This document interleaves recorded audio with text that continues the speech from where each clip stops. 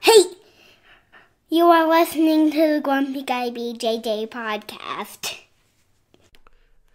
Hey, what's up, guys? Got to take care of a few things before we jump into this week's episode. First, our Ramping Isometrics for BJJ program. It is a 12-week program, all laid out for you. It's going to help you build strength and cardio in the fastest, safest, and most convenient way possible. This is how James and I have been training for the past year, and we love it. So we put this program together so you can just follow along, and we are certain you will see and feel the benefits that we do. It's only $15. Just go to grumpyguybjj.com, click the drop-down menu in the upper right-hand corner, and you'll find it. Next, R3. This is our K2 D3 supplement. It is a combination of those two vitamins, D3 and K2. These are two vitamins that James and I have been taking for a long time that really help us recover from hard training sessions. And for only $15 with free shipping, you get a whole month supply. I was going to pull up some studies explaining the benefits of D3 and K2, but I'm not going to insult your intelligence and pretend to be a fucking scientist. I take it. It helps me recover. That's it. So for $15, check it out. And last but certainly not least, we have partnered up with Jiu-Jitsu.com. They have a ton of awesome BJJ instructionals, and they have hooked us up with a discount code for our listeners. It's Grumpy10. So what you got to do is you go to Jiu-Jitsu.com, which is DIGITSU.com. Find the instructionals you want, throw them in a shopping cart. In the little discount code box, you type in Grumpy10, which is just GRUMPY and the number 10, 10. That's it, no spaces. Boom, you get 10% off. You're up and running. They got a nice app you can download on your phone. That way you can take your instructionals right to the gym with you, watch the technique, drill it. It's a pretty sweet setup. So once again, DIGITSU.com. Discount code Grumpy10, GRUMPY10. Simple as that. To find all this stuff I just got done talking about, go to our website, grumpyguybjj.com. Click the drop-down menu in the upper right-hand corner. There, you'll subscribe to our newsletter for podcast updates. You'll find links for the Ramping Isos program, the R3 Recovery Supplement, and then under the Programs and Products tab, you'll find a link to Jiu-Jitsu.com. And let's be honest, if you guys can't figure out how to navigate a website by now, there's nothing I can do to help you. So quit fucking around, check it out, train hard, and let's get into this week's episode. Boom. Okay. We are back. Back once again with a rare Thursday morning recording. This is a fairly random time to record. It is, yeah. I can't say we've recorded on too many Thursdays. Nope. So, might be the first, but I'm not going to go that far. So, but yeah, I'm heading out of town, going to Salt Lake City for Josh Hinger Seminar on Saturday, and hopefully getting breakfast with Dan John on Friday. And that's crazy. You're getting catching up with him. Dan John, yeah. So yeah. Hopefully it'll be a good weekend. Learn a bunch of stuff, but got to head out of town, so I won't be around to record. So hence the Thursday podcast. Did they in that Josh Hinger seminar? Did they say what he was gonna show, or just he's put on a seminar? He's put on the seminar. I've kind of followed him on social media, Instagram for a bit, and so I think when he started doing the seminar tour, I guess we want to call it that, he was talking about like the monoplata, and because it plays into the Hinger team, and so using that to help set up like the triangle, and so anyways, I don't know, I'll be curious to see what he teaches, but I'm hoping that's what he shows, because I like the Hinger team. I use that a bunch, and then using that monoplata though is an interesting strategy. I've tried it a couple times, and it kind of works, but I definitely need to work it more and see it more. It's something I've seen on YouTube a couple times. It's not a move that we've seen on YouTube a few times. Well, you know, it's not something we've gone over in class though ever. That is true. So it's an interesting move, and at first I wrote it off. You know, I hear like monoplata, and I'm automatically like thinking like go-go plata or fucking whatever, just some sort of weird move that, you know, requires more flexibility and trickery than actual jiu-jitsu. And but then I realized what it is, like, and how he's using it, and I'm like, oh yeah, okay, I see how that fits in with the Hinger thing. I mean, basically, because the Hinger, he grips the chin and it's an arm in.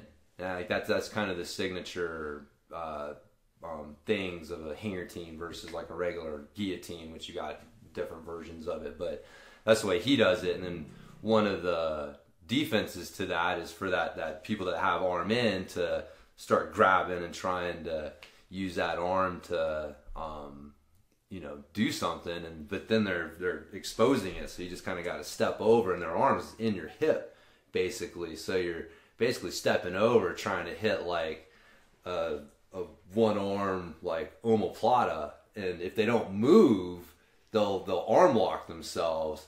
But the reality is they're going to move, and the way that they move, they end up setting up the mount and the triangle from there. So at least that's the theory. Sounds like a good theory. It sounds like a good theory. Damn, I wish you could fucking wrestle. Yeah. I'm starting to get fucking antsy. That's part of the reason why, excuse me, I left class early a couple times this week, because I'd be sitting people watching people wrestle, like, motherfucker, man. All right, I want to fucking wrestle. I'm going to go home and sulk. Yeah. Feel sorry for myself. Yeah, well. Staying engaged, though. Yeah. I mean, that's good. Yeah. That's, I know we've talked about it, but it's funny, I saw, Donaher actually posted something about that, because Gordon Ryan's hurt right now. Mm-hmm. He's got he tore his knee in that one match, and so, but he was saying the same thing, like, man, you got to stay engaged, and one of the ways you stay engaged is you come in, you're watching, you're taking mental notes, you know, you're helping your teammates if you can, but that coming in and staying engaged is super important, but it's definitely not rolling. No. So it does help. It does, yeah. It does help. Yeah. I know we're glad to have you around, so somebody to harass us. And it's fun to be able to talk shit too, like no repercussions. Yeah, no immediate repercussions. No. So that's right. There's always that. You stir other people up. Yep. That's what I like, is when you start talking shit to somebody that I'm wrestling, mm-hmm. and you're getting them fired up, and it's like, motherfucker, now I do that beforehand a lot too. Yeah. Like when you can't hear. Go out there and get them. Dude, it's hilarious, man. You're always like you're like, don't let him suck you into his old man pace. Mm-hmm. You do that to most people, man. You're like a fucking snake charmer. That old slow grinding pace. Yeah. People just fucking start matching it. Yeah. It's funny. It like, I will admit, like, it's, if people can avoid my control points, then yeah, I got trouble dealing with it, but that's why I'm very good at establishing some control points and using them. So I hear you, but it's funny, man. I just start laughing because, you know, I'm like, don't listen to Rob. You know he's just going to get you into trouble. It's like, you're going to do something, and I'm going to sweep you or put you in it, you know. But with risk comes great reward. No, I know. And that's what it is, though. Like, I know what you're saying, but by the same token, like, I also know that, like, I put them in a spot where they don't really have a whole lot of choice. Because if they try to move and do too much, like, something's happening. Like, I'm going to get underneath them and get their leg, or fucking disrupt their base, or get fucking my arms or my legs around their neck. Something. I'll get one arm in there. I'm not going to do the JT squeeze. But anyways, yeah, so I am, man. I know I do. I lure them into my pace, but I do it through giving them no option. It's like, I don't ask them. I just make my pace the only obvious choice. And then they think that they chose it, right? And so they're like just going along with it. So it's, yeah, everybody's happy. Everybody's happy. Until you start yelling at them. I don't know if everybody's happy. I'm happy. They think they're happy. So it's about as good as we can get sometimes. That's pretty funny. So, but yeah. So speaking of Gordon Ryan, I was looking online this morning for some shit to talk about, and apparently he went into some gym with him and Keenan Cornelius, because he's in town visiting them, and then I guess there was like 2 other people with him, and of course he's got his girlfriend who is a trainer, right? She's a personal trainer. Is that his sister?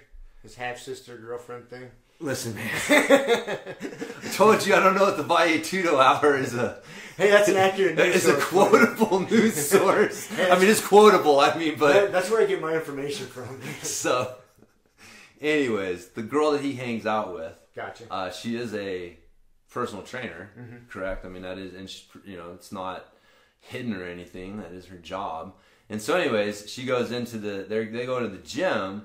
And according to them, they're working out, and all of a sudden, like, some fat manager comes up and starts telling them, hey, she can't be training you guys. We're going to kick you out of here if you guys don't stop, training over here. And so, anyways, yeah, they got into a little, like, argument with them over it. And so... But yeah, anyways, they did posting all this shit on social media and, like, calling this gym out and putting, like, their address up and all this shit. And yeah, kind of childish. But it's funny because, like, I've run a gym before, so, like, I know from the other side, like, you can't have. There's, like, dude, there's so many fucking cans of worms. There's insurance things. There's fucking precedence things. Like, you can't have somebody obviously being trained and coached by just someone else. Gym, Just someone else in the gym. Like, someone that it's like, look, man, it's pretty obvious that this person's leading the workout, coaching the workout, showing, coaching you on form, telling you what to do. It's like pretty obvious that this person is coaching you, like training you. And so one of two things needs to happen. It either needs to be fucking less obvious. Like, if it's obvious enough that the manager knows what's going on, you're being too fucking obvious, asshole. Right? And either that or, like, yeah, just, like, don't do it. Or but understand that the gym manager has other, like, things that he has to worry about. Remember, we talked about this before. It's like that old dude who wanted the fucking weights his way. It's like, motherfucker, I don't care, right? I'm not an asshole, but I have all these other people here that I have to deal with, right? So if I let you guys come in here and it's obvious that this chick is coaching you guys and training you guys, then what am I going to say to the next person who comes in here with a quote-unquote friend who's just quote-unquote showing me, helping me with my form? It's like, so it's just funny, man. Like, you don't think about it, but that's one of those things that seems pretty obvious. Like, oh, why is that manager being an asshole? And it's like, well, this is why he's not being an asshole. You can't really do that. Like, if you're the type of guy that trains people out of your garage, and you're like, oh, we're both members at Gold's, let's go up there and I'm going to coach you through a workout. No. Like, you can't do that. You can't do that, you can't man. do that. No. That's just, it's just gym etiquette. Yeah. You just can't do that, man. There's definitely a level. You can disguise it more if you want to do something like that, like work out together. Like, you're jumping in and doing some sets, but just to be blatant in there with, like, a clipboard and a stopwatch and shit. Yeah, and again, I don't know how obvious, like, what was going on, but if it was obvious enough that this guy came over and was like, hey, like, you guys can't do this shit. I'm going to kick you out of here if you don't stop this, what you're doing. Then, yeah, it was too much. Like, you weren't doing it, like, just basic gym etiquette. Like, you're being an asshole because you think you're fucking entitled. And so... That's the way I see it, for sure. Yeah. I was a little surprised. I was like, what? And, like, I saw the little headline and clicked on it and read it, and I was like, that is some nonsense right there. So, yeah. So either they were ignorant to the etiquette, or they just were being assholes. Yeah, but if you're ignorant and you get called out on it, and, again, then they're all like, oh, the gym manager's a fat guy, he's probably never worked out a day in his life, and maybe he might be a fucking powerlifter. You know what I mean? Like, no offense. Yep. Like, sometimes you can't tell. Dude, there's some fat bastards out there that can move some weight. And so, again, I wasn't there, maybe was there. And there are some embarrassingly out of shape people working in the fitness industry for sure. But I thought it was fucking hilarious. I was like, this just shows the mindset and then of people, and then using social media. It was like everything that's wrong with the world today. It's like these entitled assholes who get called out on something, and instead of being like, oh, all right, let me check myself. Maybe did I do maybe something we wrong? screwed up, Maybe yeah. we screwed up. Maybe I didn't handle this right. Because like they just double down. Like they're offended and they're like, you know exactly how this shit goes. And then you're gonna go to social media and like call out your fans and here's the address of the gym, and it's like it's pretty pathetic. Yeah, it's pretty ridiculous. Pretty pathetic. So speaking of like the way of the world, I finished reading that Jack Donovan's Way of Men. Yes. Interesting book. Okay. The dude. So remember I talked about he was basically just going over all the different traits you would consider to be masculine. You know, strength, honor, courage, yada yada. Mm-hmm. Talk about where they came from, why we needed them, why modern society is killing them. Right. That's the whole theme of the book. Yes. Killing masculinity. Toxic masculinity. Yep. And then you get to the end, and his solution, spoiler alert if anybody was Not really into this yet. book, is that we all just need to form gangs. Gangs? Yep. Seriously. Like, that was his conclusion. Like the streets of New York? Fucking play? Sorta, kinda. You know? Like, yeah. We're gonna hang out and snap our fingers and That's the way dance fight. That's the way I envisioned it. Yes. Dance fighting. Z will be into it. Dance fighting. Yeah. Yeah. We like dance fighting. It encompasses two of our favorite things. So. But it was... So, form gangs. Like, I mean... So, yeah, basically, I mean, it's... Yeah, he's saying... Yeah, he's playing on the tribe mentality. Okay. But he worded his gangs. Yeah, you should move into the same neighborhood as like-minded people as you, and cooperate. Well, and he said people don't like to label as gangs, but that's what would fix society and get masculinity back as gangs. I mean, that's why do you have to go? Like, what? Did he have a reason? Like, why he liked that word? He may have. The solution's one thing. The word that he's using to describe it's another. He may have, but I don't remember. You don't remember why he liked that term in particular? No. Huh. Yeah. I mean, I like tribe. I can get behind tribe. Because in some ways, I mean, that's what our jiu-jitsu is. It's like, another way to look at it is the intentional community concept. Dan John, I just read his book. Like, some of these things are kind of fresh in my mind that he talks about. But he talks about, like, your horizontal and your vertical communities.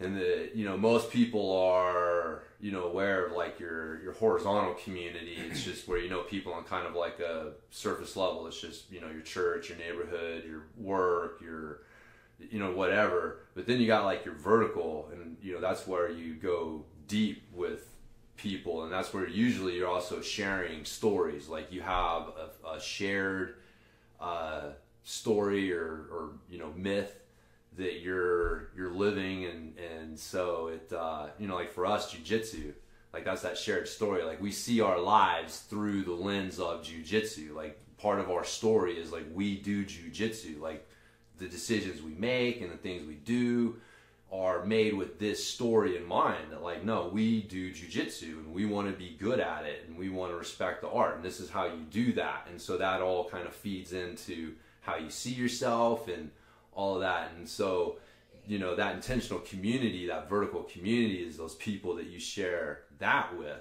And that's what we're missing. That's what a lot of people are missing is, they know a lot of people on a surface level. And that's where that gang thing comes in. He was saying, you're basically joined together with people that share the same story that you do. They see the world the same way that you do. They share the same values that you do. For the most part, right? Like nobody sees 100%, but like the big things, you share similar ways of looking at it, and then then that's what gives you a sense of purpose, is that community that helps reinforce that story and where you're going with things. So, like I totally agree, but it's just funny, like you can describe it like horizontal and vertical community, or you can say gangs. That's what I thought. I mean, because just like you said, it makes sense. But the fact that he was framing it gangs, and it was an interesting twist to the end of that book. Yeah, I mean, probably some of it had to do with, you're trying to appeal to disenfranchised men. So meatheads. Yeah, what's a word that's a little risque that you can throw out there that, like, oh yeah, man, instead of horizontal and vertical. Yep, horizontal. Yeah, not looking for an intentional community. I want a gang. I want a gang. But it did inspire me to read, and you also did because you said you're rereading Iliad right now, right? Or the Odyssey. The Odyssey, yep. Odyssey.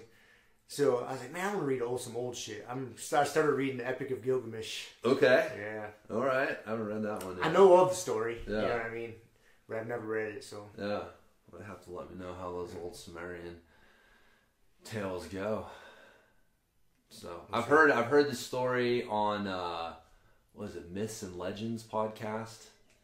So it's so I'm aware of the story, but I haven't read it. Dug into it myself. Did you just look it up? Like go fucking Epic of Gilgamesh or whatever, and then I looked some it up. books popped up. Yep, and I was like, there we go, Amazon, one click.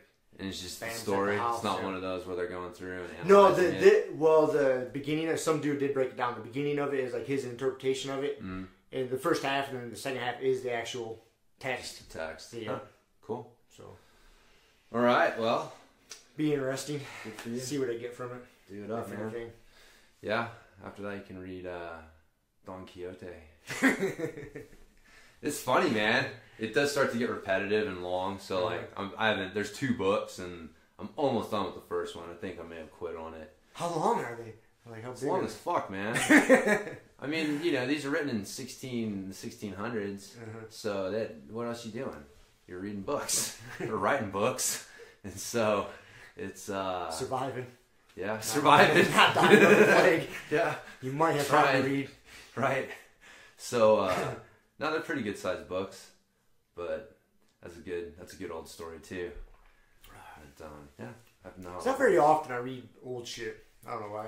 It is good. I love that shit. I I've need almost to. always got one going. I like to read that before bed because I don't want to try to think before bed.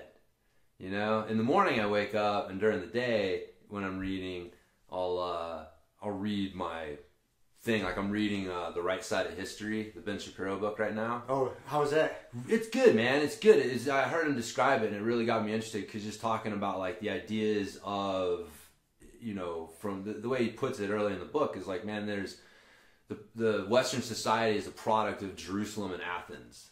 That you have these 2 philosophies that came out of these 2 cities, and that these philosophies, even though that they seem like they're opposed in some ways, it's that natural tug between them, that natural tension between them that created the thought process and the mindset that led to Western civilization.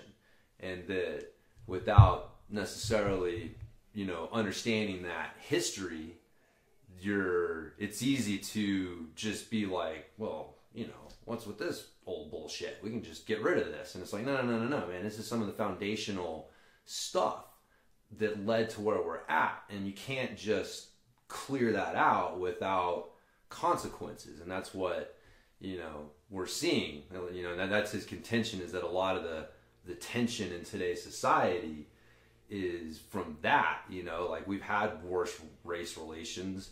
We had Jim Crow laws and stuff like that at one point. Like there's no way that like race is, racism is worse today than in the past. So, anyways, very early on, he kind of goes through a lot of the arguments that people throw out there, race and the rich are getting richer and the poor are getting poorer, and social media. And he's like, we've had things like that, maybe even worse in our history, and it never got to this point. So like, why are things so insane at this point? Like him personally, he just kind of, again, I'm just like, the first chapter, he just talks about his experience within a few months of being able to go around and speak at colleges relatively trouble-free, to having to deal with some protesters and people not wanting him to come, to full-blown security riots, like violence type stuff, all within, a matter of, months or, less than a year. And so from his perspective, he's like, what the fuck is going on here? Like, how do we get to this point? And so that's kind of the point is like, look, man, we need to remember that the thought process, like the philosophies that came out of these two areas, Athens and their natural laws and Jerusalem and the Judeo-Christian values that came out of that, like those two ways of thinking and looking at the world are what created where we're at today. So, and anyways, I just thought that was pretty fucking, like when I heard him say that, I was like, yeah, dude, I kind of want to hear what he's got to say with that, because he's an interesting dude. He is an interesting dude. Yeah. So, but anyways, so yeah, I'm reading that one right now, but so I'll read that in the morning, but at night before I go to bed, I'll read the fucking Odyssey, because I don't need to try to remember any of that stuff. And that's how I've been doing. I'm finishing to Kiss or Kill, Mark Twain, and then I'm also getting into the Epic of Gilgamesh. Yeah, Mark Twain, he is a angry individual. Yeah. Wow, man, like he's angry and a wordy motherfucker, man. He's got a way of writing that's very. It's interesting. It's interesting. Yeah. It's unique. Yep.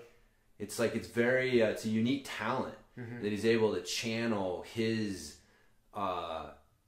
thoughts the way that he does. And just how in depth he goes into describing them, like why he has a thought, what it's doing to him, how he's getting out of it, and just anger. Dude, and it's just such a bright light of like introspection. It is, man. And then that's all against the backdrop of insane climbing. Like like he's doing the climbing to drown that shit out. Yeah. Yes. That's what he's doing. Yes. You see the madness. That's his. That's where he's channeling his rage. Is into those fucking climbs. Yep. He's like, how close to that razor's edge can I push it? And he's like, got other people around him doing that shit. Maybe not for the same reasons, but like that's what they're doing. Like that. But where they are in their head and what he's doing are totally different things. Yeah.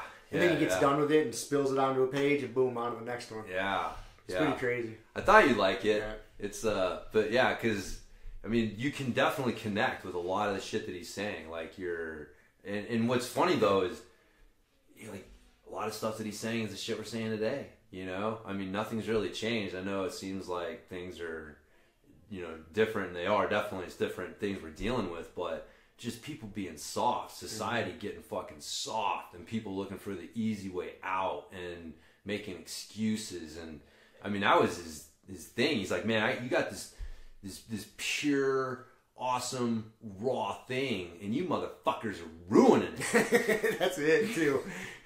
You're wasting it. You're ruining it. So, and seeking comfort, just fucking ruining it. Yes, trying to turn something that's not supposed to be comfortable into as comfortable as possible.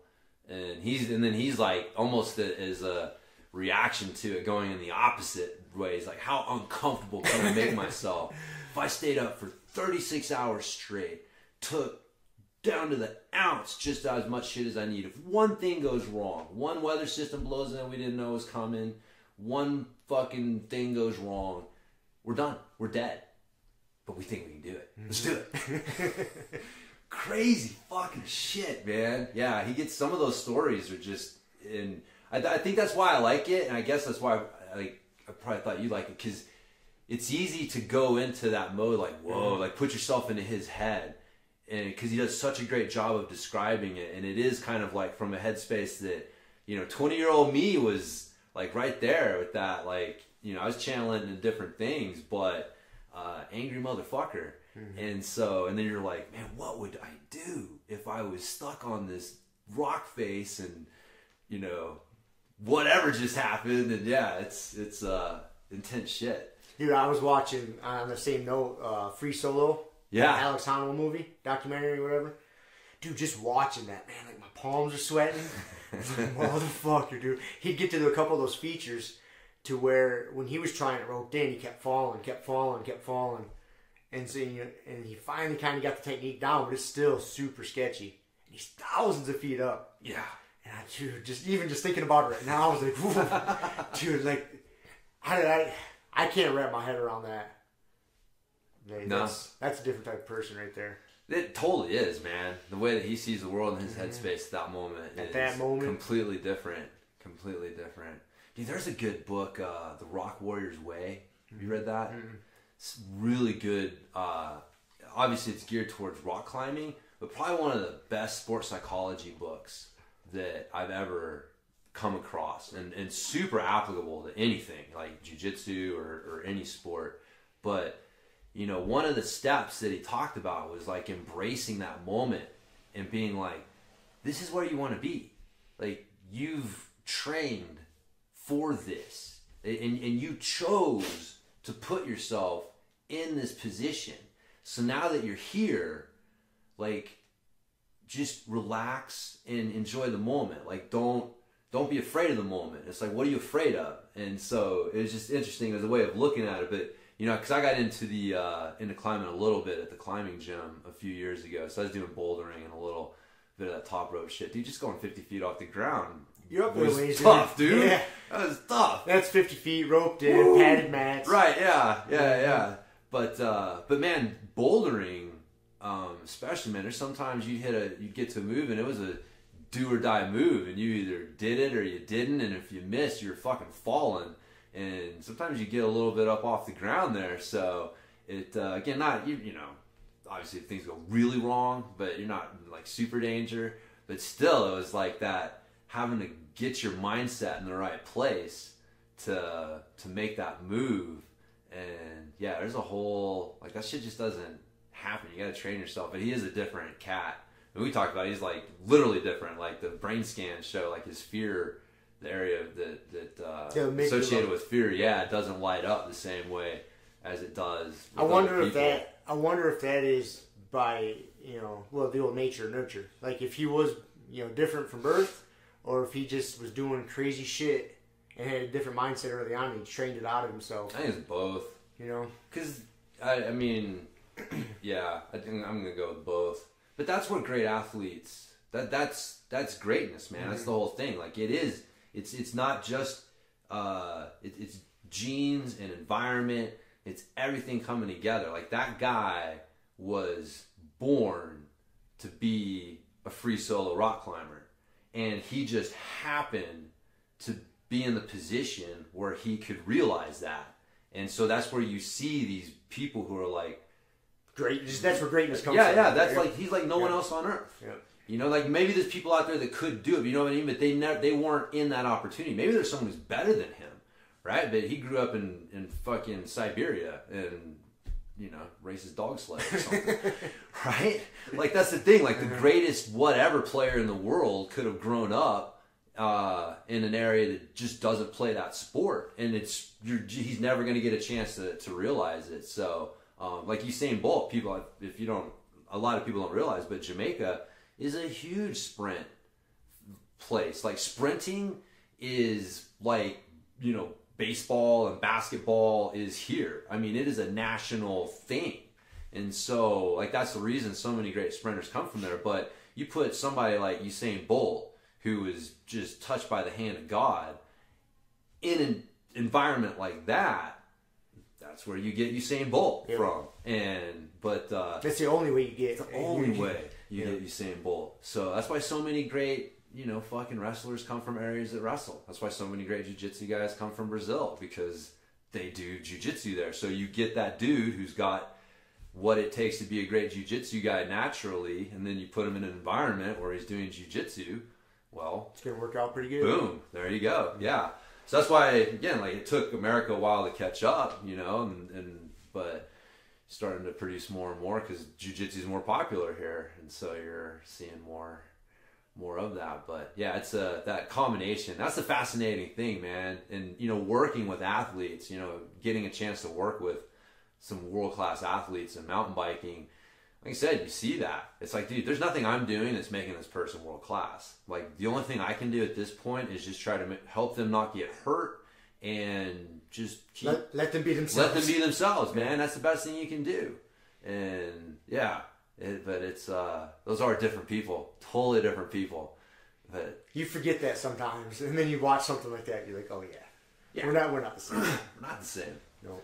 Have you watched that movie yet? I haven't seen that one yet, the Free Solo. That's the newest one, right? Yeah. Yeah, no, But I thought he was... You'll have to watch it. see if you agree or not. I thought he was fucking up because he didn't have a girlfriend for quite a while. Yeah. And then before he was doing the free solo up El Cap, he ended up kind of getting this little girlfriend. She started living with him in the van. And I was like, dude, that's going to make you soft, my friend, when you're fucking 2,000 foot off the ground. It's hard to argue with results because obviously he made it. He made it. But, there was another guy, his climbing buddy, Tommy Caldwell, that was saying the same thing. He's like, I don't feel good about that. Yeah. Like, he's got to be like, like a samurai, like lasered in. He doesn't need any distractions. Yeah. No, I would say I agree with that, but one, you can't argue with the results. He obviously did it. And two, like maybe he knew something nobody else did. Like, maybe he's like, obviously hey man, did. Yep. I need this outlet. Like for me, maybe he's like the opposite. Like, dude, I can't just be that tuned into this thing. I don't think all the time, even if it's arguing with her. I don't think anybody can be that tuned in all the time. The pressure. Like you gotta let, just like you gotta let your muscles relax, you gotta let your brain relax. Yeah, I mean, just knowing that you gotta do it. So just having something to come back to distract you from that for a minute. Like I said, even if it's just arguing with her over something, it's different. So, but generally, man, I'd agree. You want to be like a fucking savage. You want to be just like well, and that's how he operated too. He had a line in that movie that something to the effect of nothing great has ever come from someone being like warm and comfortable. Yeah, something to that effect. Yeah, and that's how he operated, man. He's like, I need to be uncomfortable. Yeah, to be in the right mindset for this shit. Yeah. So he didn't let it affect him. I guess that's the thing, though. If she would come in and be like, "Yeah, you know what, Motel 6 sounds pretty good." I'm gonna run up to Krispy Kreme. Yeah. Grab something. Yeah. Then, I'd be a little more worried, but obviously pulled it off. So, check it out. It's still you have to rent it, yeah. No. Oh, really? It's on Hulu. No. Netflix. On something. Yeah, okay. I forget which one. Hulu. It's either Hulu or Netflix. All right. Yeah. So many goddamn different places you can watch TV now. I know. Yep. So I'll check that one out too. Right after I check out Hateful Eight and all the other ones. That I got all this free time on my hand to watch shit, so I can recommend shit to watch. Yeah. See, I don't have maybe this weekend because I won't have anything to do Friday night, so maybe I'll watch one of those movies that Keely doesn't want to watch. What gym is hosting the seminar? Oh man, what is it? It's the one, Molly. Tall Molly that Molly comes to trains with us every once in a while. Unity?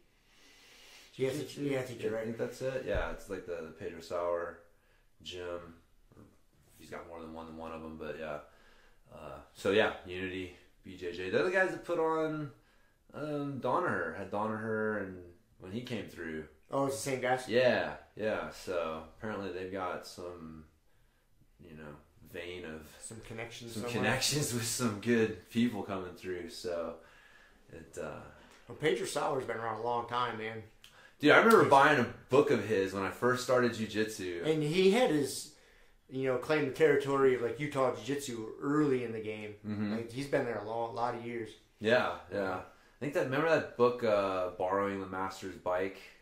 By the big black dude with the dreadlocks? Yeah. I think he trains. He trained with him. I remember he was a Pedro Sauer guy. I think you're right. I'm pretty sure. That's a good book. I forgot about it. It is a good book, man. It's a different read. It's a different read. I don't really know how to explain it, but it's a good book. I haven't read it in a while, so I can't really. If you told me give me something from it or whatever, I'd be like, I just remember it was a good book. I liked it. I took some good shit from it, but anyways, yeah. So. Yeah, it was like side control escape concepts or something. Like I said, I'm a fucking brand new white belt. Bought this, book, and I got through the intro, which was interesting. I had some funny stuff, but all I remember is I got to the techniques, and I was like, I can't do this. I can't learn this from a book. So, anyways, that was my last book. With techniques that I tried to. It's hard, man. It's hard to pick that up. You never bought the books? Like the jiu-jitsu books? I know you got a ton of instructionals. That was the only book that I bought. There was here's step 1 with picture 1 and description. I got a bunch of those at home, dude. Yeah. I mean, if that's what you got and you had a part, someone, and you're like, all right, let's do this. I can totally see how that would be the way, but man, I started doing jiu-jitsu when we had YouTube and instructionals, and you know, I had a gym I was training at. So out of all the options, it is the hardest, most time-consuming, like least efficient way to try and learn jiu-jitsu. So, I got pretty good at using it, man. I had to use that technique, you know, for the first couple of years I lived here before I got hooked up with Mauricio. Yeah. Even when I was, because I was only training with him, you know, once or twice a month. Yeah. So I would use a bunch of those fucking books. I'd grab one of my training partners that I'd suckered into training with me and putting a gi on and just going over it. Step 1, 2, 3, 4, boom, boom, boom. Yeah. I learned a lot of shit doing that. No, I can see that. Like I said, I can see that when in the day when that was what you had, that was awesome. Yeah, because you didn't have smartphones. That played video real good. Right, yeah. You know, so you couldn't put it on that side, watch it, and do it. Yeah, nope. yeah. Yeah, no, man, like I said, in the right environment, in the right place, like those things would be awesome. Like I said, for me, I'm like, oh my God, dude, I don't know. I didn't know enough to know anything either, you know? I got like fucking 2 months of experience, so I'm reading this shit like, what the fuck he's talking about here, man? And so, but anyways, in the beginning, I remember he had a little intro, and he was talking about like growing up, because if I remember correctly, he's like a cousin of the Gracies, right? Yeah, I can't remember exactly. He's not a Gracie, but he grew up with them. Yeah, like somehow. he's for all intents and purposes kind of viewed as like in the same same family, right? Same thing on some level. And so so he grew up with them, and he was talking about how, you know, he started training, and then eventually his coach would tell him, "This is what I want you to go and submit him with." And then he would tell the other guy, "This is what he's going to come and submit you with." And then tell him, "Now you got to get him with that." And then he talked about like going out in the parking lot and doing stand-up or wrestling and shit to really motivate you to not go down and end up on your back. That would motivate you. Concrete is a hell of a motivator. Hell of a motivator, man. So, but yeah, I mean, this is how he grew up doing jiu-jitsu. And I was telling Kiele that, and we're like, you know, obviously, I said, well, that's fucking kind of crazy. You know, I can't even imagine taking a class and saying, all right, we're going outside the parking lot. We're going to do some up, down, out judo throws. Up, down, out. But if you think about it, like, they weren't training for sport. Like, back then, like, they were training to fucking fight. They were scrapping. Yeah. It was like scrapping at the beach. They didn't basketball court. They had the Vaiatudo matches. You didn't know if somebody was going to storm your gym or if you were going to have to go storm somebody else. It was a fucking wild, wild west with fists, basically. And so when you put it in that context, it's like, okay, like, these guys weren't out there for like fitness. It wasn't like Demi Lovato. They didn't need an activity to get out of their cubicle. No. They were literally training to fight. Right. And so, but anyways, I don't know what my point is. Just, yeah, Pedro Sauer's a fucking old school badass from back in the day. So, that's about all I know about him. So, Fair enough. So I'm going to school on Saturday. That'd be cool. Yeah. I'm kind of bummed I decided not to go now a little bit. Yeah, man. It was tough for me to justify being that I wouldn't have been able to do the moves, but it would have been like, I was thinking though, like, dude, if we both went and you would be doing the move and I'd been taking notes, we probably could have extracted a ton of fucking juice from one seminar. That's true, man. You know, because usually if you're taking notes, you're doing the move and kind of taking shorthand notes, Right. You know, it's not quite the same. Yeah. But if I couldn't do the move and just sitting off to the side, just fucking writing shit down, Yeah.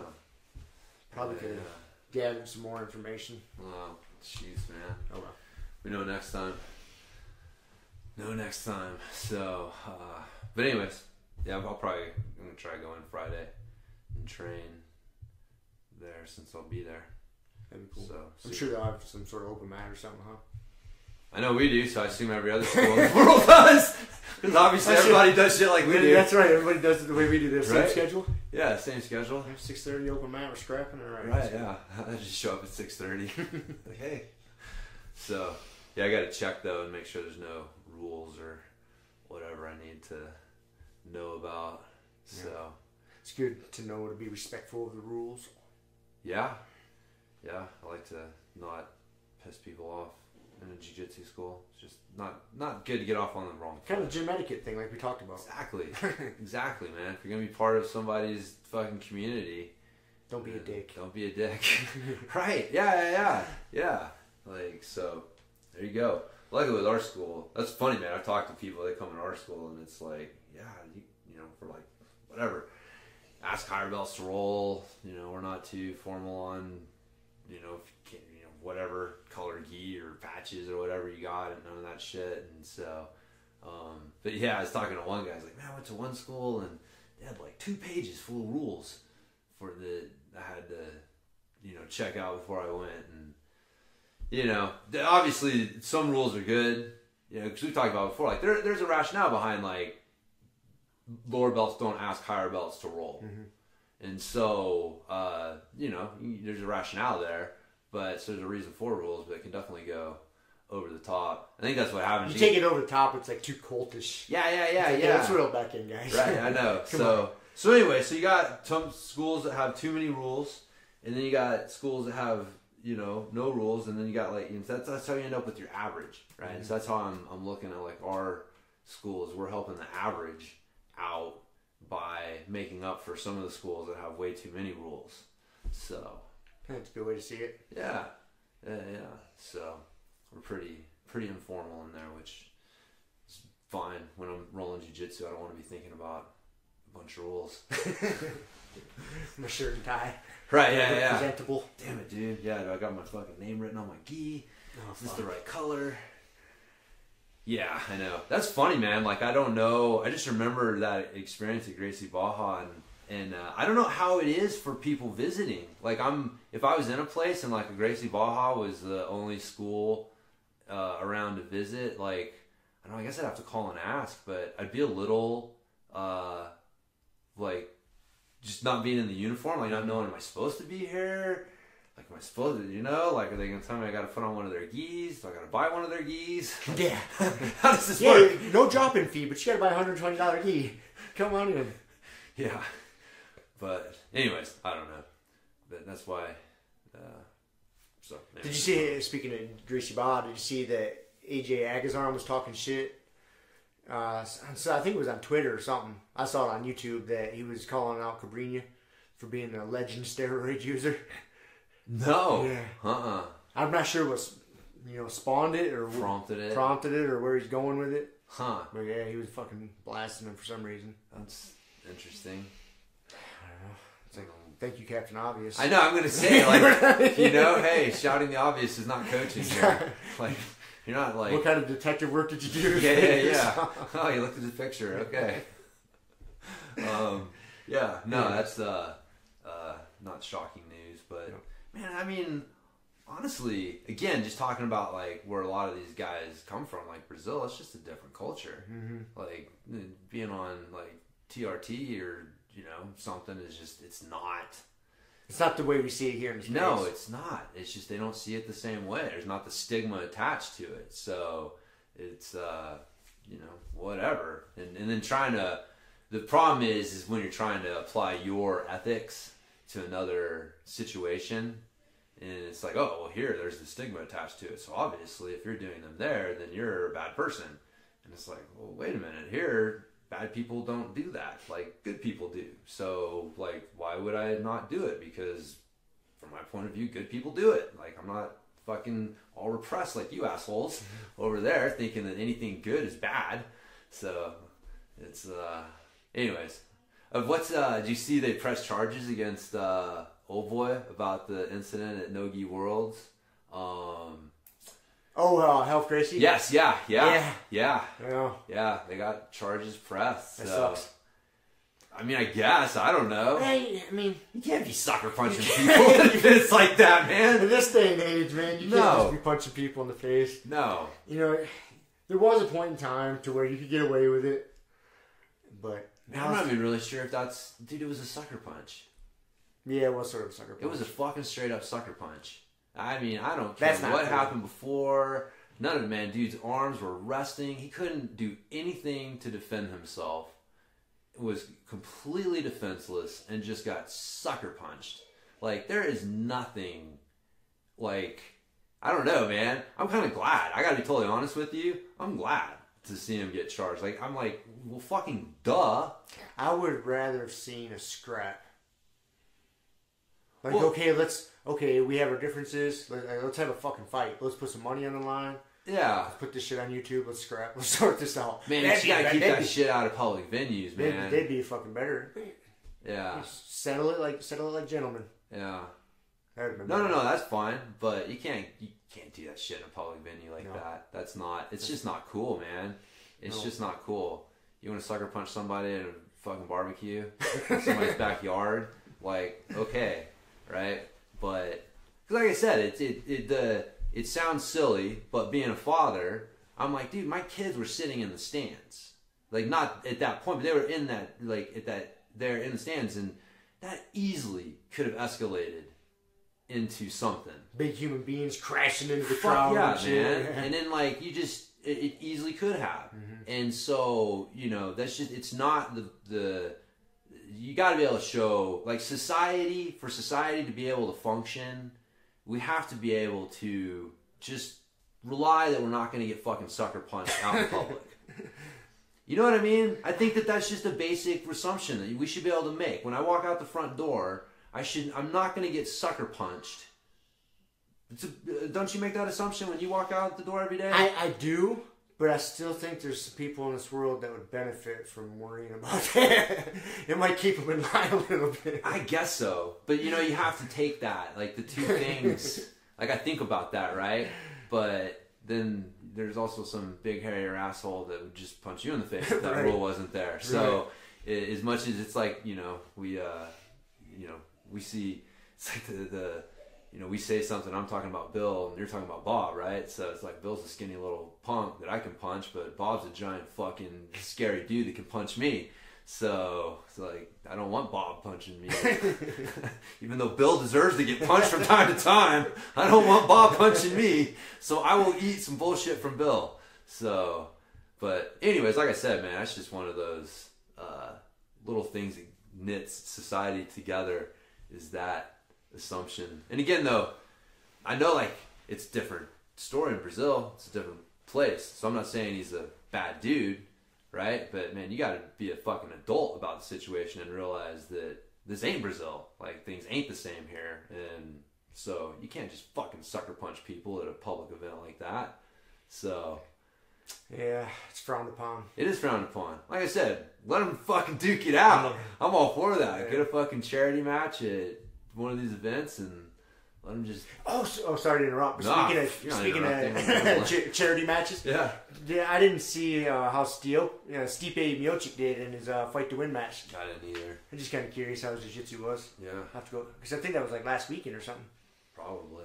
I have to go watch it. I forgot all about it until you said charity. Yeah, no idea. I want to see what the guy's gi jiu-jitsu looks like. World heavyweight champion. Let me know. I bet he's a motherfucker to deal with. I'll bet he's a motherfucker to deal with. Yeah, that's a safe assumption, man. How's his jiu-jitsu? That's a different thing. I don't see it going well for too many people, man. Yeah, man, gi jiu-jitsu's like funny though, because you can... I think gi's a motherfucker. Mm-hmm. Like, it is such an equalizer. You hear me bitch about it all the time. I'm like, man, I hate this fucking thing. I just want to do jiu-jitsu. Every time I turn around, somebody's got some goddamn grip. It's like, fuck. I gotta address this goddamn grip. I like the gi, man. Yeah. I miss being able to put on my gi. I almost put it on the other day just for old time's sake. Sit around my house wearing my gi. Yes. I probably would, Like, man. oh, I miss you, old friend. Yeah. Damn it. It's like a fucking... It's your uniform. Mm-hmm. Yeah, so... But, anyways, let me know how it goes. But Yeah, I forgot all about it. I'll check it out. I'll bet there's a lot of grabbing and stalling and shit. So, there you go. Cool. Yeah. There you go. I don't even have a random shit to talk about. That was a lot of random shit for like an That hour. was a lot of random shit, man. What else you got? I was looking up some bro science shit. We should give people your Kratom update. My Kratom update? You trusted in me after your horrible experience. Oh, yeah. Because last time we recorded was your morning After your first night of Kratom, and you were all frazzled and It was all fucked not on up. board. No. But you trusted in the process. Well, I knew that I just went too far. I knew that whatever I did the night before was too much, so I dialed it back from there. And I mean the other stuff, not the kratom. And I still haven't done the kratom close to bed. I'm still, I mean, you know, it's part of your update. Apparently, we're just not taking enough. Yeah, that was so for everybody listening, this is interesting. It seems sort of accurate, but take that for what it is. So I wasn't having good luck of taking kratom before I go to bed to help me sleep. Like, I'd fall asleep for like a half hour, then I'd wake up and I'd be like fucking Rain Man, like reading for like an hour, dude, wide awake. So, well, this isn't good for sleeping. Well, I told the people at the kratom store, and they're like, "Oh, you're just not taking enough." Not taking enough. That was not the answer I was expecting. They're like, "Oh," because I was taking like 3 grams of it. They're like, "Oh, you should try like 5, 6." I'm like, "Huh?" And they reassured me that was the case. And so I was like, "All right, I tried it. I tried it last night. I slept better."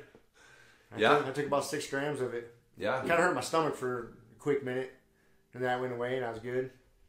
So, yeah. I don't know if I'm on board with drinking 6 grams of that shit every night, though.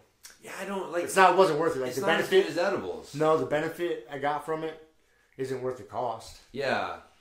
Nah, for me, the edibles are just too good. It's one of those things like, I know my nature is things are going great. How can I fuck it up? Mm-hmm. But I'm just gonna stick with things are going great on that. Leave that alone. Leave that alone. And but no, man. Yeah, I did the during the day. Kratom is fucking awesome. I started doing the white in the morning, and I don't drink coffee, and it's crazy. That stuff's like rocket fuel. You haven't had a cup of coffee at all this morning?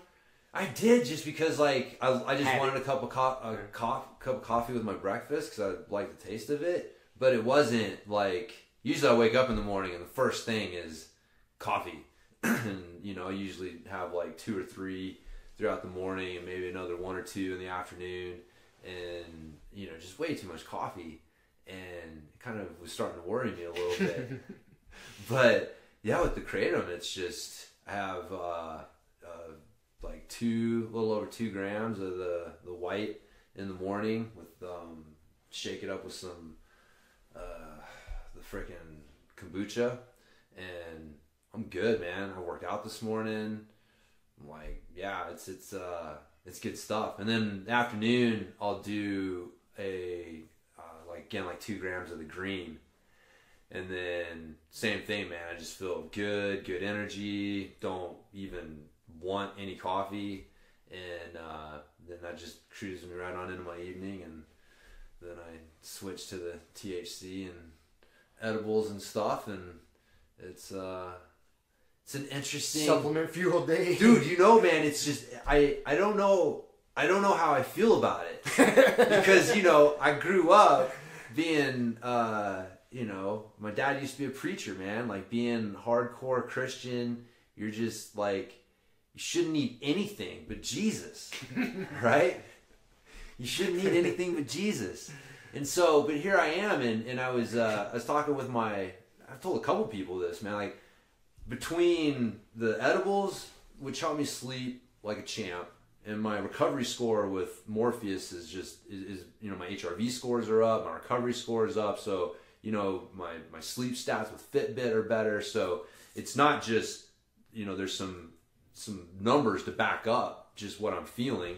And then the CBD rub on my elbows just don't hurt. I was actually doing some floor presses today with kettlebells, and man, it's the first time I've been able to do some sort of like weighted pressing motion and not feel anything in my elbows. Usually there's a little bit of pressure, a little bit of discomfort that I just kind of deal with. I had you bench pressing at my house yesterday, boy. Yeah. First You time did. in years. It's the most unnatural, fucked up motion. Whatever. Whatever. Be hating on the bench press. Dude, I was telling people, I was like, dude, Roger just got that thing set up. He just goes out there and bangs out bench presses and pull-ups all day. And so, so the CBD rub on my elbows, and then the kratom for just, in place of coffee, or just to kind of whatever you want to call it. But yeah, between those 3 things, like, dude, my whole world has changed. And It is. It's like yesterday I was running around. It was like all my errands were like I had to go get drugs. I had to go get kratom and CBD rub and more pot and shit. And it's like it was. It's funny. It was funny, man. It was an interesting thing, but that's how James grocery shops. Yes, yeah, just the important shit, the big rocks. Yeah. I mean, overall, I'm like, man, I don't know.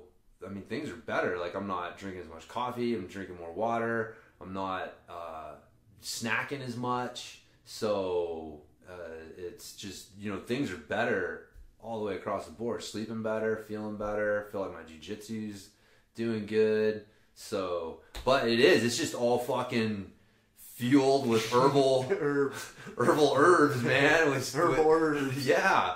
So, but there is that line in the Bible about, God saying he gave us all the seed-bearing fruits and herbs to use. So I'm hoping something changes in the price of like the CBD rubs and shit and the CBD tinctures. Mm-hmm. The price comes down. It will. I mean, in 5 years it'll be cheaper. It's just there's two things going right now, which is just it's the hot new thing. So you got supply and demand, and the taxes and shit, right?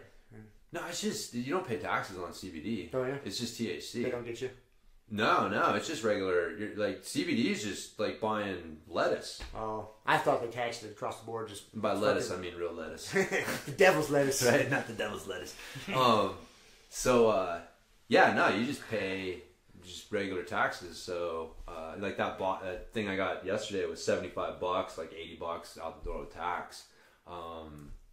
But yeah, it'll come down. It's like everything else. As more people get into it, they'll saturate the market, and that's where the price war will be. Right now, it's like the demand is to the point where people can keep these prices high. And I don't know about the manufacturing too. That's the other thing is, manufacturing, if it's keeping up with the demand, because if your manufacturing prices are high, or if people are just jacking that up. Like I actually looked up some white label CBD the other day. I was like, man, that's where the money is in fucking CBD and kratom. Yeah, we need to combo it somehow. I wonder why that hasn't been done. Dude, it's somebody let them do it, and then we just throw in the K2D3. You see, I think it was last weekend that one of the fast food chains, Hardee's or Arby's or some shit, put out a CBD infused burger. Wow. Yeah. A little ridiculous. That's a little ridiculous. Yeah. I didn't follow it up to see how it went over. I think they were testing it or something for the weekend. Yeah. Something.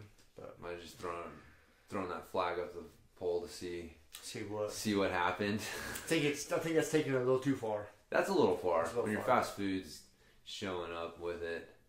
But I don't think that's gonna help. No. So anyways, overall though, it's definitely that stuff's definitely helped me. So I'm just taking the regular CBD, like the oil. Like I didn't really notice a whole lot. Like doing it with the THC is a game changer. And then the CBD rub that I use is the full spectrum. So it's that stuff that it doesn't have enough THC to register, but it can because they can test for such minuscule amounts that you can piss hot for THC using it. So that's what happened to one of our teammates. One of our jiu-jitsu buddies. Yeah. He got it all straightened out though, thankfully. Yeah, that's good. But it's just... It sucks you even got to deal with that shit nowadays. Silly, man. It's so silly. It's so silly, yeah. I know, and I was talking earlier about having to go to Utah for this seminar, and just the fact that I have to think about, like, man, Utah is, they're got regular weed laws, so if I take anything over there, I'm breaking the law, which is insanity. And I'm betting that there is, I don't know if there's state patrol in Utah or we're sheriffs or whatever the fuck they are, some sort of law enforcement that just love looking for Colorado plates. Man, nailing people. You'd be surprised. I drive through fucking Utah a lot. Uh-huh. I've done, and you would think, man, like, yeah, you get over that Colorado border and you just start seeing cops hanging out. That's just not the case, man. I don't see them just hanging out, but I bet you there's some of them out there just hunting. Well, I'm sure they know that if they pull over someone with Colorado plates, like, they probably need to bring the dog. Bring a little sniff test along. Ask them if you have any drugs or guns or anything of interest in this car. Yeah, but Colorado delinquents. Yeah, no, man, I've never. That's the thing. I haven't been pulled over in Utah. As long as I keep the speed where it needs to be, then I'm fine. I'm pissed that they changed the speed on the highway here by us. That section of highway I travel a lot. They reduced the speed, dude. I'm gonna get fucking nailed going through there. Nah, I'll bet you won't. See, the thing is like you're not doing 85. No. Right? Like you're doing like 80, and I have to imagine that they're not busting people for doing 80 through there. The problem is that, I mean, we've lived here long enough. That section, it must be the fucking hard. It tests some people's driving capacities to the max. I mean, people are flying off that section. There was the truck that crashed into the bridge. Yep. There's just like there's been so much fucking chaos in that one section, and it's because hey, there's a couple curves. Really, that's it. They're not even like hard curves or anything, but they're like there's like 2 or 3 legitimate curves in there. And I guess if you're just flying it at like 90 and they could you're quote kind unquote of sneak up on you. Yeah, you're kind of a dumbass. Yeah. So I think they just lowered it so they could give a fucking big speeding ticket to people doing like 85, 90 miles an hour through there. But yeah, I noticed that too. I was like, on one hand, I'm like, this is bullshit. People need to either, like, the people who are getting fucking killed through here are weeding out the weak. I mean, this is not a difficult stretch of road to navigate. And slow the fuck down. Man. I've seen some people. Or learn how to turn. I've seen some people's driving abilities. Oh, dude, I know, man. Frightening. Man, I got behind one girl the other day. Why she got to be a girl, James? I don't know why she had to be a girl. She just was. It sounds like a sexist. Oh, you mean why am I assuming that she's a girl because she had long hair and looked like a girl? That could be it too. Oh, why am I being like gender assumptive? No. Why are you a gender assumptive? Why are you a gender assumptive, James? God damn it! I've been trained to be a gender assumptive. Anyway, sorry. It's society. Didn't mean to derail the story. But so this assumptive female, this human, non-gendered human. Anyways, nah, man, I'm behind this girl, and it was one of those scenes where you could tell she's on the phone. She keeps swerving off the road. And, like, the thing to me is, like, man, if you almost swerve off the road once, twice, like, maybe that's a fucking sign that you need to, like... Pay attention. Pay attention, man. Pay attention. No, man. I was behind this chick for a while. I was trying to get on the highway, and I was, like, you know, I got behind her on the roads heading there.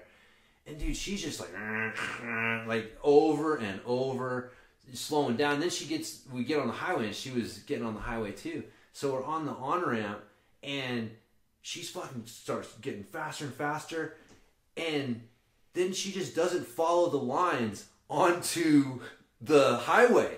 She just keeps going straight into the shoulder. Oh, God. Yeah, and she makes it like, you know, like 3/4, almost all the way, you know, into the shoulder before she realizes what's going on and fucking whips it back over onto the highway. Jesus at like fucking 70 miles an hour.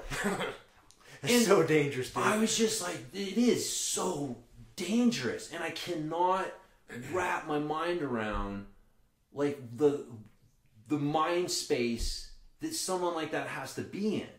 Like, I'm making all sorts of assumptions about how dumb and selfish and retarded you are. I mean, I just can't even wrap my mind around it. Like, you're putting your life in danger. You're putting everyone else's life in danger. It's not like everything was fine and all of a sudden, like, whoa, you know, it's like over and over and over. It's obvious that you're gonna fucking crash, man. I gotta get that text out, bro. Gotta get that text out. And it's insanity. You see it all the time. So, yeah, people's driving is just scary. It is scary. It is so scary. I want automated cars, man. Like, but yeah, people's driving is fucking scary. So, there you go. How do we even get on I don't know, man. I can't even remember where we started to fucking get on that. I don't know. I got his back. Yeah.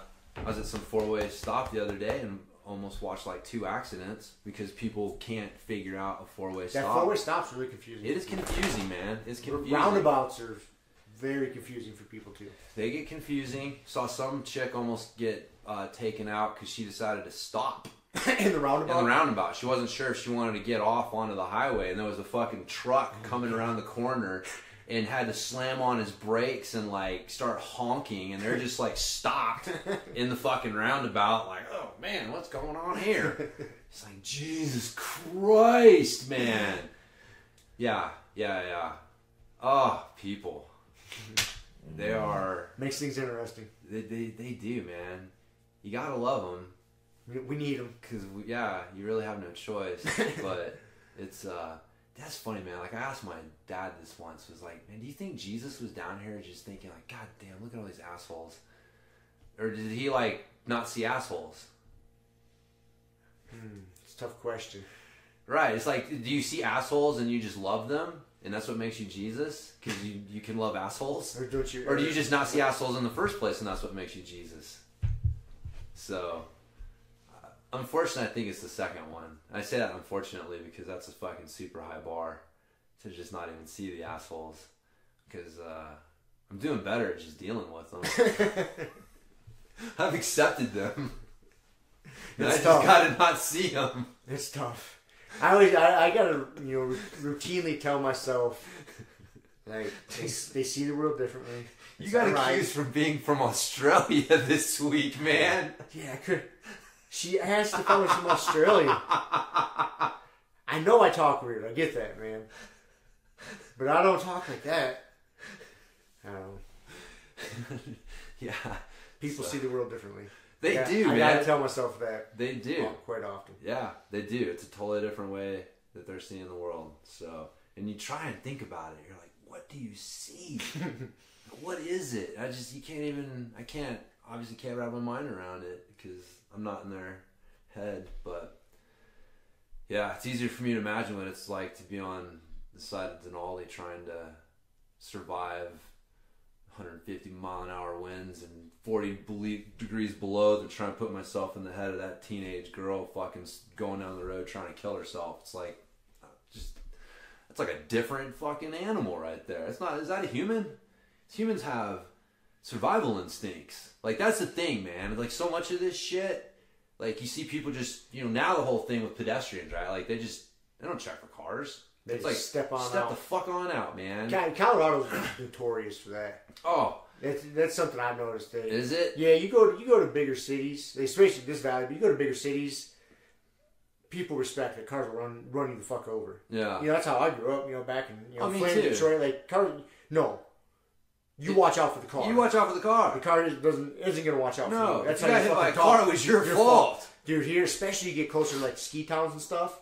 People will just outrate the fuck in front of you. Yeah. Expect you to stop. They've done that to me in my big truck, my work truck.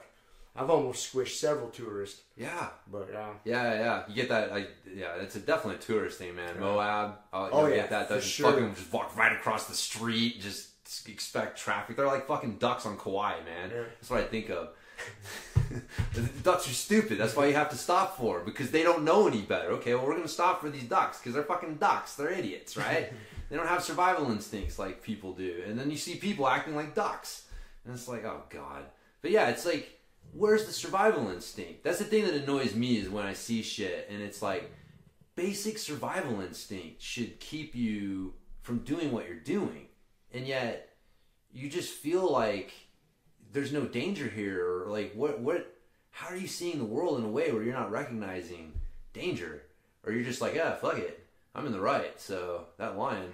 Dude, I think there's a large number of people that survival instinct has just been bred out of them. Yeah. Just generations and generations of soft motherfuckers. Yeah. I mean, on some level, you're told, like, if anything happens, it's somebody else's fault. So why do you need a survival instinct? Because everybody else has to look out for you, because you can blame them if anything happens. And it's like, okay, well, now you see where we're at. So what the way of men say about that? Survival instinct? Yeah, man. I don't remember. No. My interpretation of the book got clouded by the gang. The gang thing at the end. I didn't know how to feel about it. I was like, Anyways. Yeah. Dude, you were just saying something. Oh, this reminded me. So you said something about like negative 40 temperature. Mm-hmm. It got me thinking. So, I've been going to cryotherapy, and you're watching the fucking monitor, and it says it gets down to negative 320 degrees. Mm-hmm.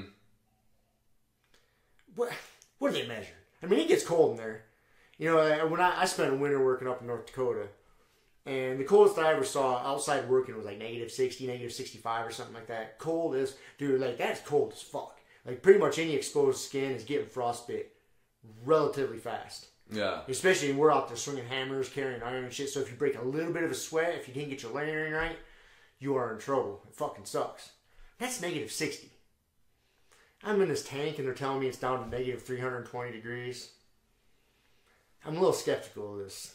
Yeah. You know what I'm saying? Like, what are they measuring? Yeah, I think it's not the air temperature, it's the temperature of the gas. Right.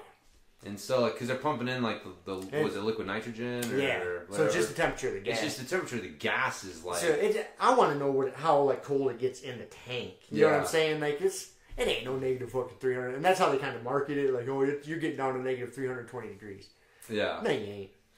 Yeah. That's not what's going on. Yeah, I don't know how they measure that. I don't know if it's, like, what the... But maybe once you get down to, like, negative 80, it all feels the same. Could be.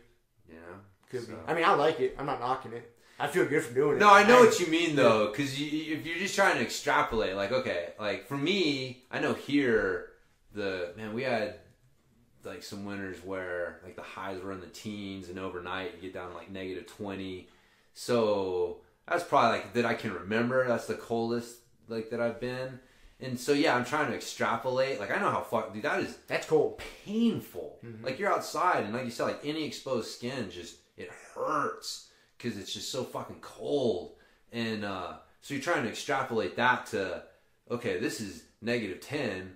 What is that times 300? Right. It should be way colder, but it's not.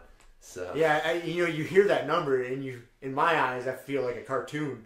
Like you hit that temperature and you're froze. You're done. Like, yeah. And that's it. It's a wrap. Yeah. You're just a giant fucking ice cube. Yeah. Yeah, I don't, but I guess, like I said, maybe that's not how it works.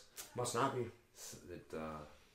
Anyways. Yeah. I don't know, maybe the room. I think, like, your head, maybe that's the thing, too, because it's not your whole body. Not in this one. Yeah, it's just they have fucking full body things. Yeah, it's like a little room, right? Yeah, I'm not sure how they work. I've never been in one. Yeah, because I think that's the thing, is that's actually the air temperature itself is actually, like, that cold, and your whole face and everything's in there. So, like, I'll bet having your face exposed to that kind of cold makes a difference, because you got a lot of shit on your... Speaking of that, dude, I almost fucking frostbit my nuts off yesterday in the cryo. So let me explain. So I got a little nervous, man. I forgot to tell anybody this. But anyway, so it was what happened. I get to the cryo place, and their cryo machine was down. Like, they had to reboot it. It's all computerized and shit, right? So they were cool about it. While I was waiting, I did like 20 minutes compression on my hips. And then they're like, hey, you want to do the light bed? What is it? The red light therapy light bed thing. So fuck it, I wait. They say it's gonna be up and running, so I went and laid in there for like 15 minutes. And that was hot, man. Like, I broke a sweat. Like, goddamn sauna. It wasn't really my thing, but whatever. It was free. Yeah. And then about that time, they got the cryo up and running. So I had cooled off a little bit, but I was still a little bit sweaty. So I had kind of, like, my boxers got a little bit wet from being sweaty. So I thought I'd be smart. I pulled my boxers off and just put my gym shorts back on. But they're loose, right? So there's not much covering the fucking twig and berries. Right. And I climb in the cryo, right? And I'm like, crank it up, fucking extreme mode, negative 320. And I get about halfway through, dude, and I feel my fucking nuts and shit getting cold. And I realize there's nothing really covering them because you're supposed to be wearing your boxers. Dude, I quit covering them up with my hands, and I just fucking prayed, like, please don't, nothing bad happen. I made it through, thankfully. But I think it could have gone bad. I don't know. What's, like, the worst could happen? I don't know. I don't want to fucking find out. I don't want to frostbite it, dude. Don't come back out. Something, man. Become like a natural eunuch. I was not willing to find out. I got super nervous. Yeah. I didn't say nothing. I wasn't going to quit the session. I was like, I'm just going to cover these fuckers up, man. I'll make it. Yeah. I didn't want to tap out. That's funny, man. All right. Noted. Anyways, random story. Yeah. Make sure your fucking nuts are covered. Make sure. Yeah, you definitely. It is. I mean, it gets cold enough for it. Yeah. So, but anyways, I think your face being out of it helps. It makes it not quite as cold. So, but the rest of you feels cold. It feels pretty cold, man. So. If you just wear those thin little gloves, man, there's times that your fucking hands will hurt. Yeah. When it gets cold. Yeah. It's like, oh shit. Yo. Yeah, I remember the first time I did it was on it, and we did it. It was just because the way it broke down. It was first thing in the morning before we started the steel mace class that I was there for. And so it's like 7 o'clock in the morning. And I had like just woken up and, maybe had a shower, but like no blood flowing, just cold. And then, yeah, I get into that thing. And like, that's the way, man. If you do that thing first thing in the morning before you get any blood flowing, yeah, it's a different level. Dude, I've never had it that cold again, man. Like, Was that your first time ever doing it? That's my first time doing it. That's probably got more to do with it. Man, my fingers were fucking hurting. You had gloves on already? I had gloves on, yeah. But just first thing in the morning, like I said, like nothing, I hadn't moved much at all, so... Dude, if I was like Scrooge McDuck rich, I would have one of those motherfuckers in my bedroom, and that'd be my move. Like, alarm goes off, roll out of bed, fucking right in the cryo. Right in the cryo. That'd be the move, dude. You'd feel good. Yeah. I'd wake up. Yeah. Yeah, we did it after the session, too. And that one felt, like, much different and felt better. Or felt, like, good, because I was hot and I was, had all the blood flowing. So, it was a completely different experience. And then I've done it once or twice at the one here, and it's been... kind of the same, but yeah, it's never been as cold as that one first thing in the morning, man. I remember I started like shaking, like I started getting those like real deep, involuntary like body shakes and shit.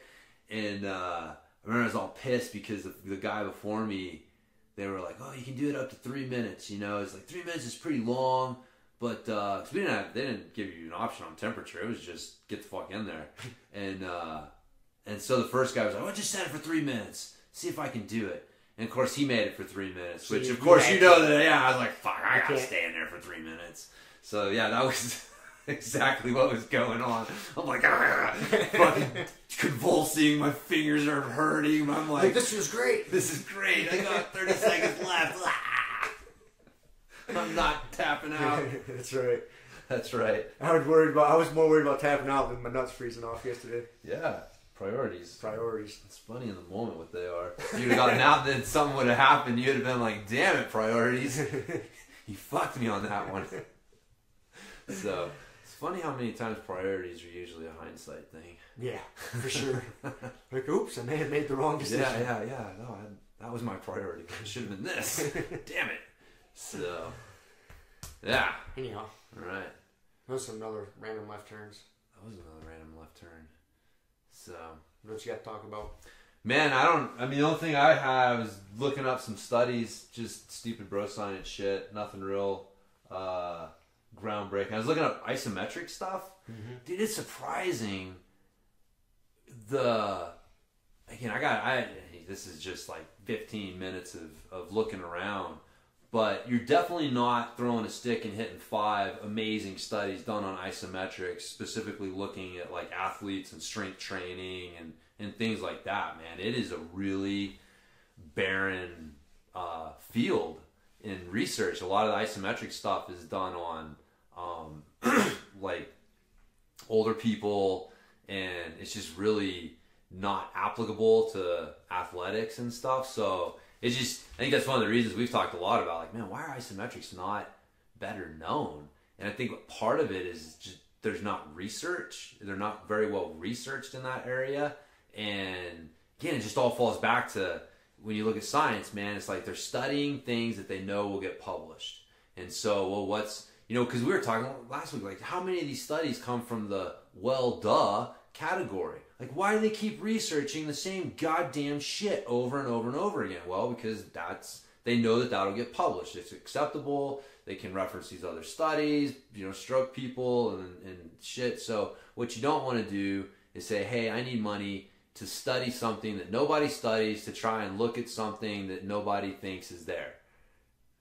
You're going to have a hard time getting Yeah. ready for that. Can I get any takers? Because again, you got to get research money. You got to get money for this research. It's not free. And so there's so many things that go into it. So, but I think that's one of the things, because people look at sports science and they're like, well, whatever they're studying must be important. They're not studying isometrics. Must not be important. Must not be important.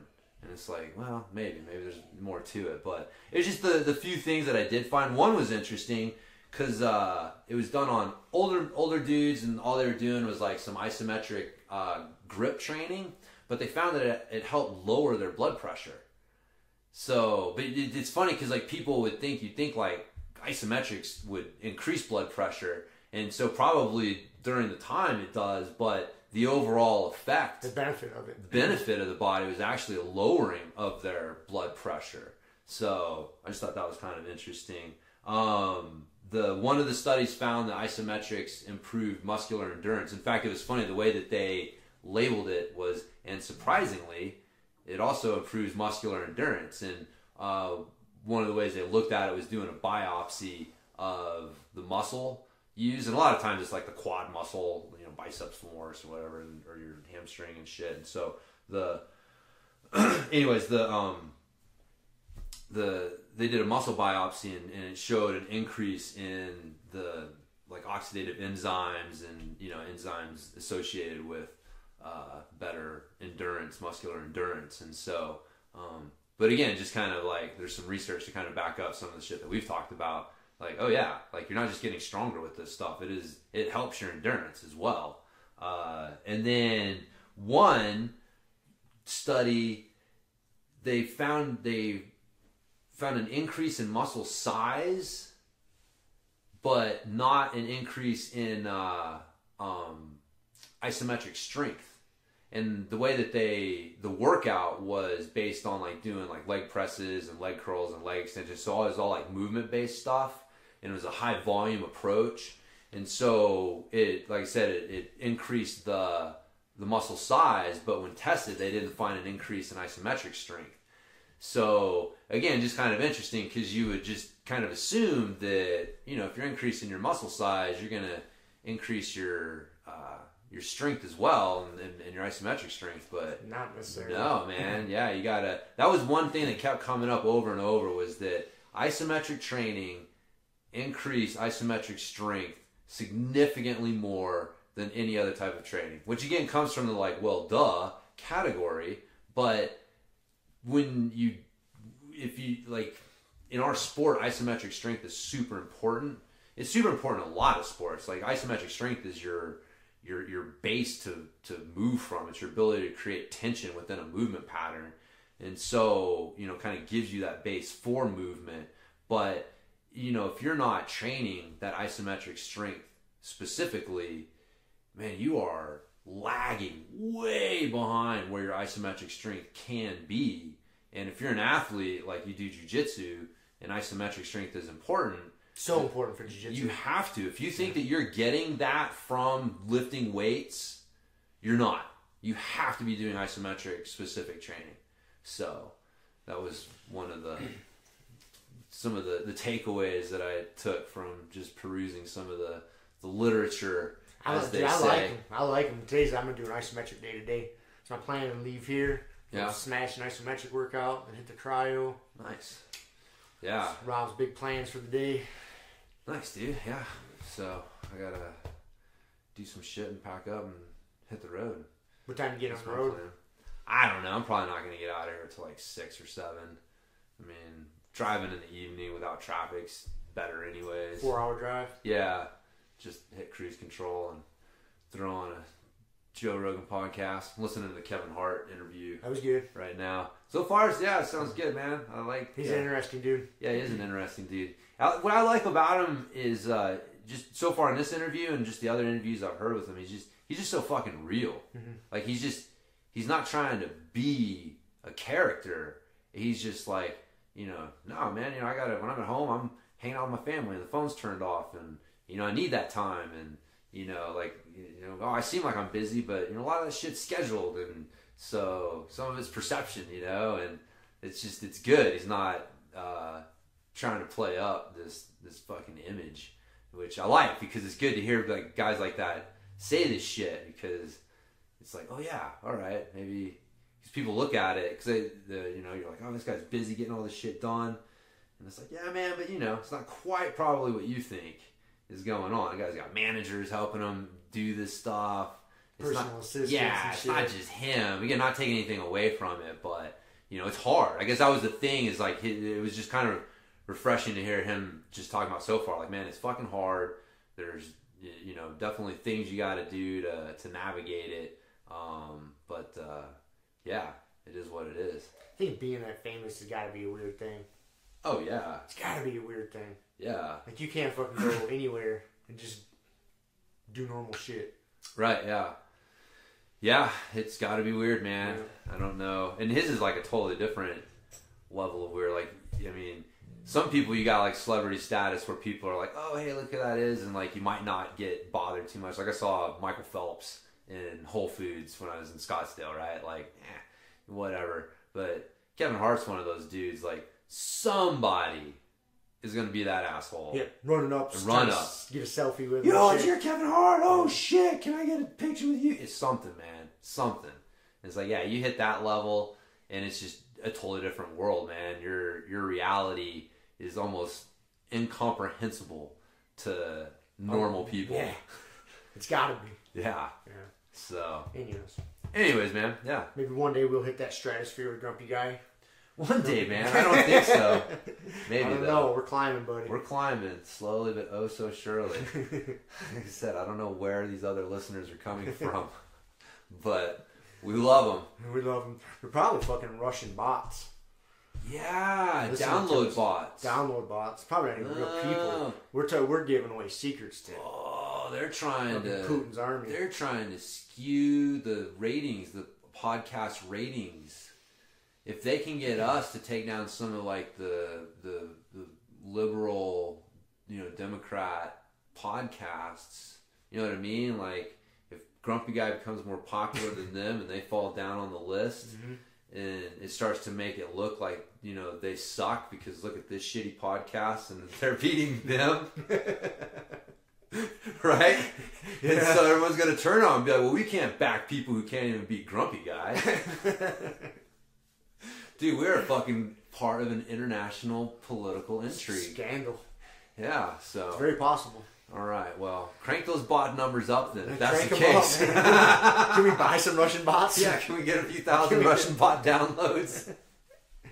So. There's got to be somebody out there that can help us with that. Yeah. If you can, let us know. If you're in the Russian bot. Follower business. Yeah. Oh, speaking of random shit. The Legend of Cocaine Island. I finally watched that. Oh, I never made it all the way through. You didn't make it all the way through? No. Oh my god. How far did you get? Oh, fuck, man. Not too far. I got Not too far. He went to the island the first time. Didn't bring a shovel. I thought shovels were everywhere. Apparently not here. Really? A big fucking roadblock when he tried to dig up a treasure. Then they went back. And then, I think they were, flying back, and they ended up getting searched more than they were expected or something. Didn't that something? They went and they looked, and they couldn't find it. And then on the way back, the plane got searched. And it freaked them out because, That's about where I left off right there. Yeah. That was it. Man, it's an interesting tale. It's an interesting tale. You going to watch the rest of it? Yeah, I'm sure I'll probably watch the rest of it. I don't want to ruin it for you. So, yeah. But I'll be interested to hear what you think about it. Do you think it's real, or do you think this is, bullshit reality? TV, scripted. I heard somebody questioning that. I think it's real. Yeah. I do. I think so. That was my inclination. It's real. Yeah, I think it's real. There may be some... I'm sure they... some liberties taken here and there, but I think that I think it's a real story. So, anyways, that's a good one, man. So... Finish watching that one so we can discuss. I'll put that on the list. What you think about the end there. So I still haven't got to True Romance. Dude. I know. I haven't gotten to the Hateful Eight, so I can't say anything yet. But hey, there's so many good quotes from True Romance, man. You're gonna like that movie. I'm sure I will. Yeah. You will. Cool. Okay. What else you got? No? That's it, man. So call it a wrap. Yeah, I think so. It's been riveting as usual. Yeah, we talked some jiu-jitsu here and there. Did we? Yeah, we did a little bit. We did. We threw it in. And then, so, we got to keep our jiu-jitsu podcast status. It's kind of like if you got like ag status, you got to keep a certain number of animals on your property. We got to say jiu-jitsu so many times. To keep our jiu-jitsu podcast status, we got to say jiu-jitsu so many times during each podcast. So I think we met our quota. Sounds about right. Yeah, so I think we can call it a wrap. Cool. So yeah, man, next week we'll talk about the Hinger Seminar. Yeah, fun at the seminar. Yeah. Should be a good time. I will. See if... learn some shit. We'll come back with some secret moves. Right. Strangling fools. Yep. Yeah. I'm going to pick Dan John's brain on training teenage track athletes. So he trained both of his girls in track. So he's a discus. I don't know if you know, he's like a discus yeah, thrower. Seems like I remember that. Yeah, I threw discus for Utah State. And well, if anybody could give you some good advice on training teenage girls for track, man. Training your daughters in track. That'd be the guy. It would be that guy. So I know it's funny. That's going to be my question. It's like all these athletes and stuff I've worked with or other high-powered questions I could ask him. It's like, all right. I bet you he'll dig that question. I got an 8th grade 800-meter runner. Yeah. I need some advice. Yeah, I bet you he'll dig that question. I bet you he's going to give you a ton of shit when you ask him that. Oh, yeah.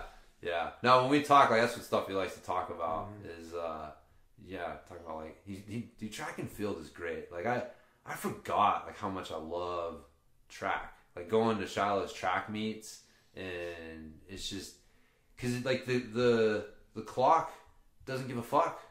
You know the distance. You either threw further, or you ran faster, or you didn't, and it's very just, black and white. Very black and white. There's no fuzziness involved in it, and it's it's a great sport because you can see your progress very easily. Whereas with a lot of sports, it's like, you know, you're playing a team sport. Like, well, I got better, but the team lost more. Like, how does that work?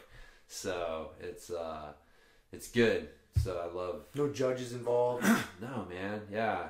It's good seeing Shiloh get involved in it. And then there's like the culture and the rituals that go along with it.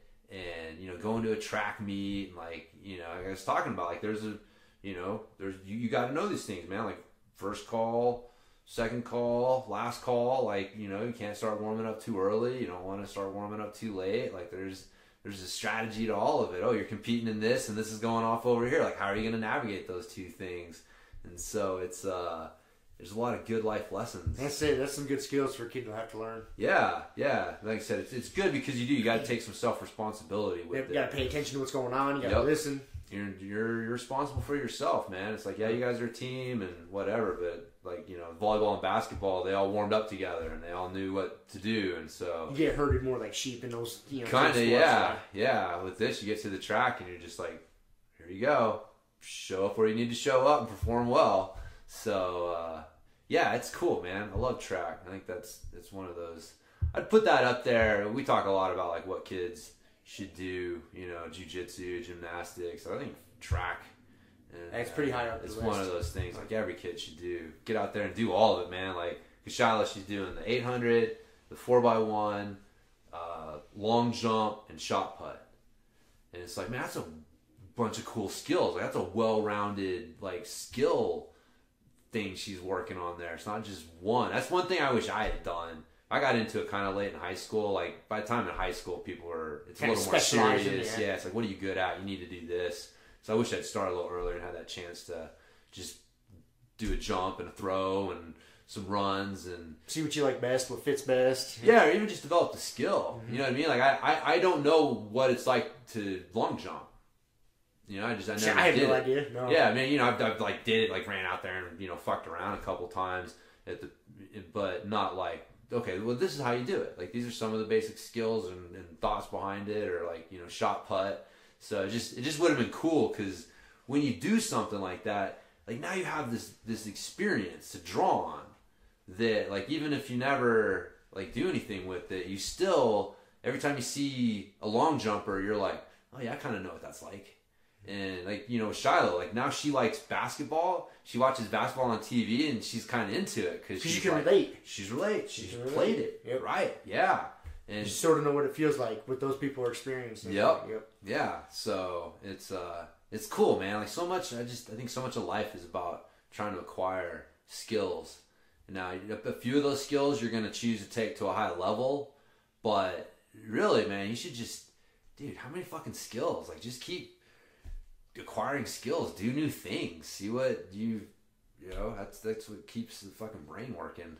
So people just want to do what they're good at. It's comfortable. It is comfortable. It sucks being a newbie at something. It does. So I'm going to start doing Berimbolo. I'm kidding. I don't know if that's advisable for a 43-year-old man without too many neck issues yet. If you want to add to them. No. I have survived my neck pretty well through jiu-jitsu so far. So you may change that. An inversion heavy game may not be the right move at this point. So, all right. Well, anyways. Will I or won't I? That's the question we'll leave on. Everybody will be in much suspense. Much suspense. So, all right. Well, I guess that's it. See you. See you guys. Thank you for listening to the Grumpy Guy BJJ Podcast. Thank you all for listening. You can find us on Podbean, Apple Podcasts, Spotify, and wherever else you listen to podcasts. Please make sure to subscribe and leave us a review. It really does help and will allow us to keep putting out episodes. If you have any questions, comments, or ideas, hit us up at grumpyguybjj@gmail.com. Also, go to our website, grumpyguybjj.com, and get signed up for podcast updates and get our free BJJ Improvement Starter Kit.